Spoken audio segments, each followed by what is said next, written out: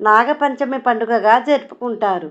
ఈ రోజున పుట్టలో పాలు పోయడానికి శుభ సమయము అక్టోబర్ 26వ తేదీ ఆదివారం రోజు తెల్లవారుజామున 5:59 నుండి 12 గంటలలోపు పుట్టలో పాలు పోయడానికి, నాగదేవతలను పూజించటానికి శుభ సమయము.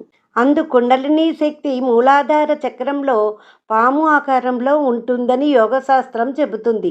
నాగుల చవితి రోజు ఉదయాన్నే నిద్రలేచి అభ్యంగ స్నానం చేయాలి. తర్వాత ఇల్లు శుభ్రపరచుకొని ఇంటి వద్ద పూజ చేసుకొని పుట్టలో పాలు పోయడానికి పుట్ట దగ్గరకు వెళ్ళాలి.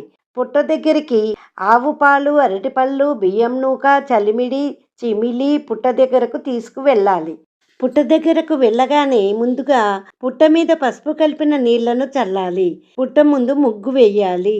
తర్వాత కొద్దిగా బియ్యపిండి, పసుపు, కుంకుమ పుట్ట మీద చల్లాలి. తర్వాత సుగంధ